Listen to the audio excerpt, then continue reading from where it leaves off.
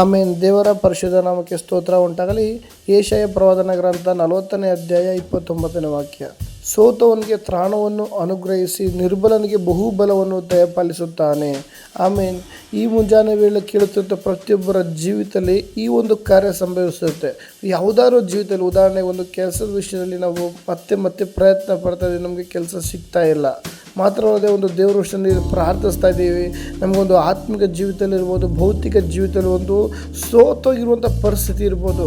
ಪ್ರಿಯ ದೇವರ ಮಕ್ಕಳೇ, ನೀನು ಈ ವೇಳೆಯಲ್ಲಿ ನಿನ್ನ ಜೀವಿತದಲ್ಲಿ ಸೋತೋಗಿರುವಂಥ ಪರಿಸ್ಥಿತಿಯಲ್ಲಿ ನೀನು ಇರುವುದೇ ಆದರೆ ದೇವರಾತ್ಮನ ವಾಕ್ಯ ಈ ರೀತಿ ಹೇಳ್ತಾ ಇದೆ, ಸೋತವನಿಗೆ ತ್ರಾಣವನ್ನು ಅನುಗ್ರಹಿಸಿ. ಆಮೇನ್. ಈ ದಿನ ನಿನ್ನ ಜೀವಿತದಲ್ಲಿ ಸೋತೋಗಿರುವಂಥ ಪರಿಸ್ಥಿತಿಯನ್ನು ದೇವರು ಮಾರ್ಪಡಿಸಲು ಶಕ್ತನಾದ ದೇವರಾಗಿದ್ದಾನೆ. ಈ ಮುಂಜಾನೆ ವೇಳೆ ಯಾರ್ಯಾರು ಕಣ್ಣೀರಿಂದ ಗೋಳಾಟದಲ್ಲಿ, ದೇವರೇ ನನ್ನ ಜೀವಿತ ಸೋತೋಗಿರುವಂಥ ಪರಿಸ್ಥಿತಿ ಆಗಿದೆ, ನಾನು ಎಷ್ಟು ಪ್ರಯತ್ನ ಪಟ್ಟರು, ಎಷ್ಟು ಪ್ರಯಾಸ ಪಟ್ಟರು ಒಂದು ಪ್ರತಿಫಲ ಸಿಗ್ತಾ ಇಲ್ಲ ಅಂತ, ಅದು ಯಾವುದೇ ವಿಷಯ ಆಗಿರ್ಬೋದು, ಯಾವುದೇ ಕಾರ್ಯ ಆಗಿರ್ಬೋದು, ನೀನು ಈ ಮುಂಜಾನೆ ವೇಳೆಯಲ್ಲಿ ದೇವರ ಸರಿಲಿ ಒಪ್ಪಿಸಿಕೊಟ್ಟು ಪ್ರಾರ್ಥಿಸುವುದೇ ಆದರೆ ದೇವರಾತ್ಮನ ಸಾನ್ನಿಧ್ಯ ನಿನ್ನ ಸರಿದಲ್ಲಿ ಇಳಿದು ಬರುತ್ತೆ. ನಿನ್ನ ಕುಟುಂಬದಲ್ಲಿ ದೇವರಾತ್ಮನ ಮಹಿಮೆ ಚೆಲ್ಲಿಸುತ್ತದೆ. ನಿನ್ನ ಕೆಲಸ ಕಾರ್ಯಗಳಲ್ಲಿ ದೇವರಾತ್ಮನ ಮಹಿಮೆ ಚೆಲ್ಲಿಸುತ್ತದೆ. ಹಲ್ಲೆಲೂಯಾ. ಯಾರ ಜೀವಿತದಲ್ಲಿ ದೇವರಾತ್ಮನ ಮಹಿಮೆ ಚೆಲ್ಲಿಸುತ್ತೋ ಅವರ ಜೀವಿತದಲ್ಲಿ ಸೋತವನಿಗೆ ಈ ದಿನ ಸೋತೋಗಿರುವಂಥ ಪರಿಸ್ಥಿತಿ ಇರುವುದೇ ಆದರೆ ದೇವರ ತ್ರಾಣವುಳ್ಳ ಅನುಗ್ರಹ ನಿನ್ನ ಮೇಲೆ ಇಳಿದು ಬರ್ತದೆ. ಮಾತ್ರವಲ್ಲದೆ ನಿರ್ಬಲ ಅವಸ್ಥೆ ಈ ದಿನದಲ್ಲಿ ನಿನ್ನ ಜೀವಿತದಲ್ಲಿ ಒಂದು ಬಲಹೀನತೆಯಲ್ಲಿ ನೀನು ಬಿದ್ದಿರ್ಬೋದು. ನಾನು ಎಷ್ಟೇ ಒಂದು ಪ್ರಯಾಸ ಪಟ್ಟರು ನನ್ನ ಜೀವಿತದಲ್ಲಿ ಒಂದು ಬಲ ಇಲ್ಲದಂಥ ಕಾರ್ಯ ಆಗಿರ್ಬೋದು, ಒಂದು ಆರೋಗ್ಯ ವಿಷಯದಲ್ಲಿ ಇರ್ಬೋದು, ಅಥವಾ ಒಂದು ಪ್ರಾರ್ಥನೆ ವಿಷಯ ಇರ್ಬೋದು, ಅಥವಾ ನಿನ್ನ ಜೀವಿತದ ವಿಷಯ ಇರ್ಬೋದು. ದೇವರು ಹೇಳ್ತಾರೆ, ನೀನು ನಿರ್ಬಲ ಅವಸ್ಥೆಯಲ್ಲಿ ಇರುವುದೇ ಆದರೆ ಬಹು ಬಲವನ್ನು ನಾನು ದಯಪಾಲಿಸುತ್ತೇನೆ. ಆಮೇನ್. ಅದಕ್ಕಾಗಿ ವಾಕ್ಯ ಓದುವಾಗ ದೇವರಾತ್ಮನ ಪ್ರಸನ್ನತೆ ನಿನ್ನ ಜೀವಿತದಲ್ಲಿ ಒಂದು ಪ್ರಕಟವಾಗುತ್ತೆ. ಈ ಮುಂಜಾನೆ ವೇಳೆಯಲ್ಲಿ ಸೋತವನಿಗೆ ತ್ರಾಣವನ್ನು ಅನುಗ್ರಹಿಸಿ ನಿರ್ಬಲನಿಗೆ ಬಹುಬಲವನ್ನು ದಯಪಾಲಿಸುತ್ತೇನೆ.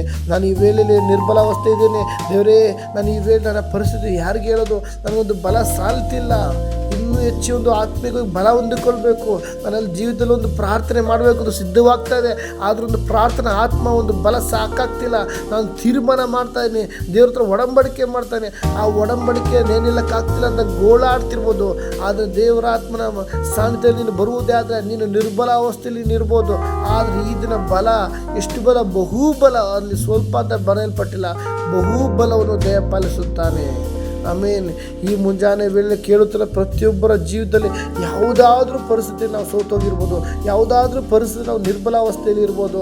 ಈ ಒಂದು ಸನ್ನಿವೇಶ ನಮ್ಮ ಜೀವಿತದಲ್ಲಿ ಹಾದು ಹೋಗುತ್ತಿರುವುದಾದರೆ ಪ್ರಿಯ ದೇವರ ಮಕ್ಕಳು, ಈ ಮುಂಜಾನೆ ವೇಳೆ ಕೇಳುವಾಗ ನೀವು ಒಬ್ಬೊಬ್ಬರು ಒಪ್ಪಿಸಿಕೊಡಿ, ದೇವರಾತ್ಮನ ಕ್ರಿಯೆ ನಿನ್ನ ಜೀವಿತದಲ್ಲಿ ನಡೆಯುತ್ತೆ. ಯಾಕಂದರೆ ಈಗೋ ನನ್ನ ಅಂಗೇಲಿ ನಿನ್ನನ್ನು ಚಿತ್ರಿಸಿಕೊಂಡಿದ್ದೇನೆ ಅಂತ ದೇವರ ವಾಕ್ಯ ಬರಲ್ಪಟ್ಟಿದೆ. ನಾವು ಆತನ ಅಂಗೇಲಿದ್ದೇವೆ ಪ್ರಿಯ ದೇವರ ಮಕ್ಕಳೇ. ಯೋಬನ ಕುಟುಂಬವನ್ನು ಯಾವ ರೀತಿ ದೇವರು ಬೇಲಿ ಹಾಕಿ ಕಾಪಾಡೋ ಅದೇ ಪ್ರಕಾರ ನಿನ್ನ ಒಂದು ಕುಟುಂಬವನ್ನು, ನಿನ್ನ ಜೀವಿತವನ್ನು ದೇವರು ಬೇಲಿ ಹಾಕಿ ಕಾಪಾಡಿ ದೇವರ ಅಂಗೇಲಿ ನಿನ್ನನ್ನು ಚಿತ್ರಿಸಿಕೊಂಡಿರುವಾಗ, ಅದಕ್ಕಾಗಿ ದೇವರು ಹೇಳ್ತಾ ಇದ್ದಾರೆ, ಸೋತವನಿಗೆ ತ್ರಾಣವನ್ನು ಅನುಗ್ರಹಿಸಿ ನಿರ್ಬಲನಿಗೆ ಬಹುಬಲವನ್ನು ದಯಪಾಲಿಸುತ್ತಾನೆ. ಆಮೇನ್. ಈ ಒಂದು ವಾಗ್ದಾನ ನಿನ್ನ ಜೀವಿತದಲ್ಲಿ ಬಲವಾಗಿ ಕಾರ್ಯನಡೆಸಲಿ.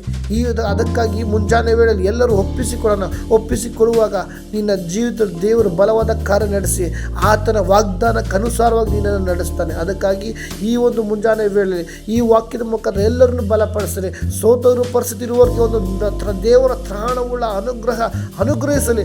ನಿರ್ಬಲ ಅವಸ್ಥೆ ಇರುವುದೇ ಆದರೆ ದೇವರ ಬಹುಬಲ ದಯಪಾಲಿಸಲಿ ಎಂದು ಈ ಒಂದು ವಾಕ್ಯದ ಮುಖ ದೇವರು ನಿಮ್ಮೆಲ್ಲರೂ ಆಶೀರ್ವದಿಸಲಿ ಎಂದು ಪ್ರಾರ್ಥಿಸ್ತೇನೆ. ಆಮೇನ್, ಆಮೇನ್, ಆಮೇನ್.